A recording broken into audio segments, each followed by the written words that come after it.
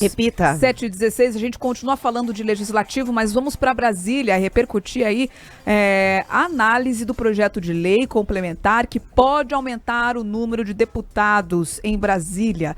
Essa previsão de análise estava estipulada para segunda-feira, só que os deputados adiaram a análise da urgência desse projeto. O requerimento deve voltar à pauta na sessão de hoje. Se a urgência for aprovada, o texto poderá ser analisado diretamente no plenário, sem passar pelas comissões temáticas. Esse texto é de autoria da deputada Daniele Cunha, do União Brasil, do Rio de Janeiro, e tem como relator o deputado Damião Feliciano, do União Brasil, da Paraíba.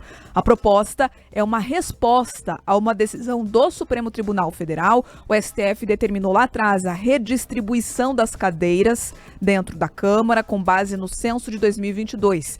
O limite para essa redistribuição é dia 30 de junho. Conforme a decisão, 7 estados, entre eles o do presidente da Câmara, poderiam perder cadeiras dentro ali da Câmara Federal. São Alagoas, Bahia, Paraíba, Pernambuco, Piauí, Rio de Janeiro e Rio Grande do Sul. Outros 7 ganhariam cadeiras, como Amazonas, Ceará, Goiás, Minas Gerais, Mato Grosso, Pará e Santa Catarina.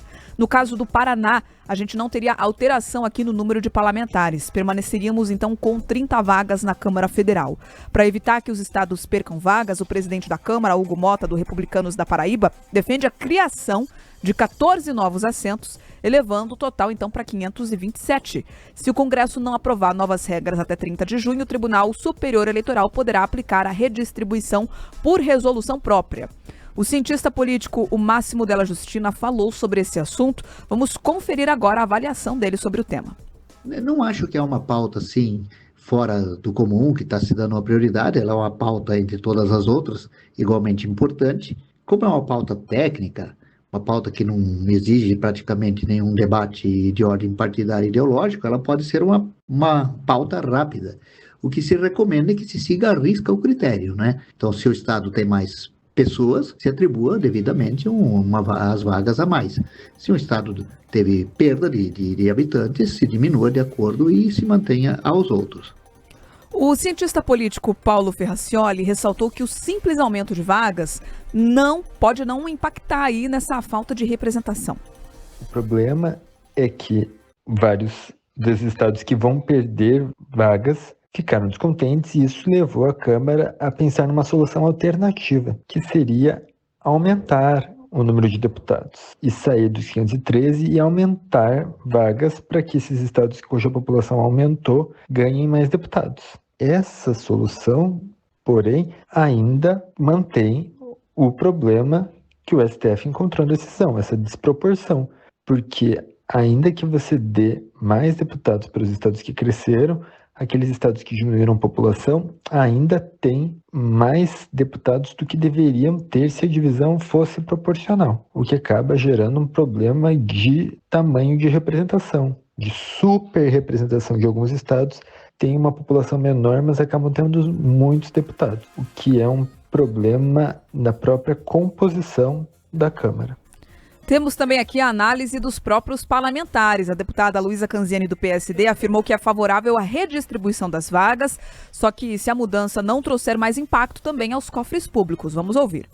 Sou favorável à revisão da distribuição do número de deputados por estado, desde que a proposta, é claro, não onere mais os cofres públicos. Por isso, acredito que a gente tem, em primeiro plano, que avaliar o texto do relator desse projeto, do projeto de lei complementar 177 de 2024, que trata justamente dessa redistribuição. Esse texto ainda não foi apresentado, a Câmara está discutindo a urgência da discussão do projeto. Acredito sim que a redistribuição das cadeiras por estado pode trazer maior equilíbrio na representação federativa, garantindo que a voz do cidadão seja proporcionalmente refletida na Câmara dos Deputados. Temos também aqui a análise do deputado Nelson Padovani Júnior, que é do União Brasil. Ele se manifestou contrário ao projeto. Vamos entender. Parece que é pouco esse 513 para 527, mas na verdade para o pagador de imposto, para a população, isso é bastante. Eu vou votar contra o aumento de número de deputados federais, que se mantenha o 513 e que se ache uma redistribuição. E não tem problema se cada eleição, a cada 4 anos, a cada 8 anos, haja uma redistribuição. Vamos dar o exemplo no Paraná. O Paraná hoje tem uma população, nós temos 30 deputados federais. Se daqui 4 ou 8 anos nós diminuir a população e que venha para 29 ou que vá para 31, não tem problema, tem que ser correspondente. O que não pode é hoje aumentar para 527 e daqui 8 anos aumentar para 560, depois 570. Nós temos que diminuir a máquina pública, nós temos que diminuir o gasto. Mais do que esse assunto aí de diminuir máquina pública, de diminuir gasto, a gente está falando da representatividade, que deve ser proporcional, isso é constitucional. Cada estado, de acordo com o seu índice populacional, tem ali um número de vagas de cadeiras dentro da Câmara Federal. Não pode haver nenhuma superrepresentação, nenhum déficit nessa representação. A medida que o STF impôs lá para a Câmara Federal, ela é bastante técnica, como a gente escutou aqui na primeira análise do cientista político. Mas o problema é que ela se torna política e até mesmo partidária quando a gente olha para essa decisão do presidente da Câmara, Hugo Mota, do Republicanos da Paraíba, de criar 14 novos assentos. A gente não está só falando do gasto de dinheiro público com essas novas 14 vagas, porque são 14 novos parlamentares, mas todos eles com aquele time gigante de assessores, com espaço dentro da Câmara, com o gabinete funcionando. Isso é dinheiro público. Mas me preocupa muito nesse tom aqui, Rafaela Moron, essa questão da representatividade. O censo existe para calcular o tamanho de uma população dentro de um estado, se ele cresceu, se ele diminuiu. Qual é o sentido, qual que é a matemática que o Hugo Mota está fazendo aqui para entender que um estado que encolheu merece manter ali o mesmo número de vagas? É uma matemática política, partidária e também surrealista, né? Porque às vezes a gente fica pensando que foi o Salvador Dalí que descobriu o Brasil e não Cabral quando a gente olha esse tipo de medida. Não é possível, nesse momento, com a realidade brasileira, a justiça determinar que a Câmara tem que reequilibrar o jogo, fazer a divisão da representação de acordo com o censo do IBGE, e a primeira ideia não seja, então tá bom, vamos organizar aqui, né, quem é que tem mais população, para que a gente coloque mais cadeiras e menos, não. A ideia seja sempre aumentar, é uma ideia fixa, né? Tem que procurar uma explicação que não é possível de maneira da psicanálise. É sempre aumentar o jogo. Então você veja, serão 14 deputados a mais, essa é a lógica. Quem apresentou o projeto, nós trouxemos na reportagem, foi a deputada Dani Cunha. Sabe quem é a Dani Cunha? É a filha do ex-presidente da Câmara, Eduardo Cunha. Aquele da delação da JBS, aquele que apareceu na Lava Jato, foi chamado lá de meu malvado favorito pelo Marco Feliciano, né? Então vamos dizer assim que no mínimo ele é altamente polêmico e foi ela. Tinha uma outra proposta para você fazer o equilíbrio do jogo, como parece lógico, redistribuir as peças conforme a realidade proporcional, conforme determina a Constituição. Parágrafo 1º do artigo 45. Você tem que ter a representação adequada. Não pode ser subrepresentação, mas também não pode ser uma representação inchada. Agora surgiu lá na Câmara um discurso de que o Hugo Mota estaria, então, planejando junto com o relator do projeto, fazer uma revisão. Vão encontrar mecanismos para, aspas, cortar gastos e tentar assegurar que esses gastos não subam com a criação dessa corrente que ganha força, né, dos deputados, chegando a 527. Sabe quanto custa aqui, ouvinte, entre nós, um deputado federal em média por ano?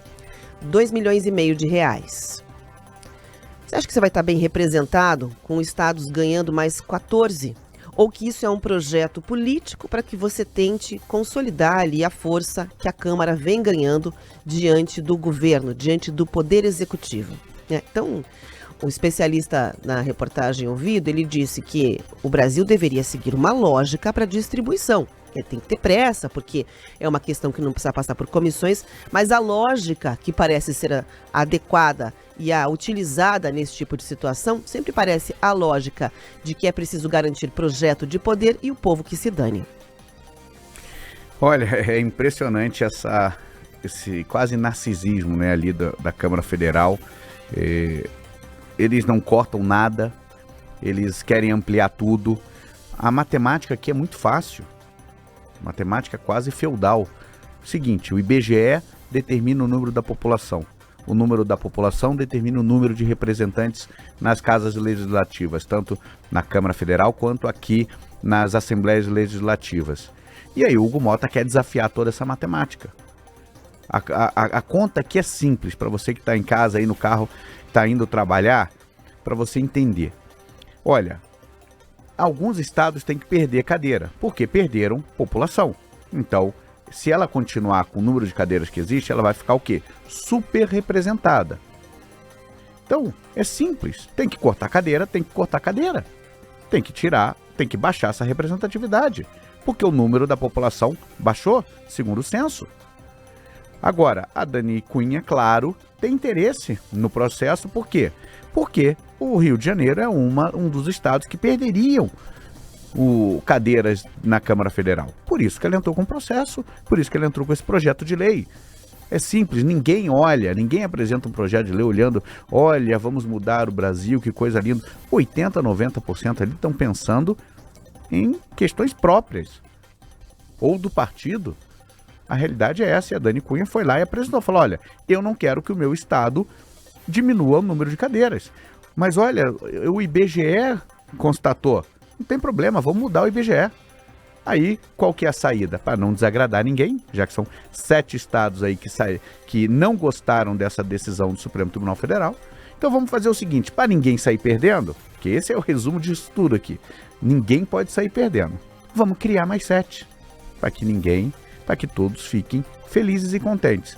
Mas e o Hugo Mota, e o censo do IBGE? Deixa para lá. E o custo disso? Não, nós vamos cortar na carne. São quase 39 milhões de reais a mais com esse projeto alternativo, criando essas novas cadeiras. Então vamos ver aonde o Hugo Mota vai cortar. E se a corte, Hugo Mota, havia gordura. Por que não cortou antes? A conta é cara pra gente. Hoje o Congresso, com 513 deputados, custam pra gente por ano 1,4 bilhão de reais. Aí você faz a conta e vê se esse pagamento que nós estamos fazendo tá vindo alguma coisa de volta pra gente.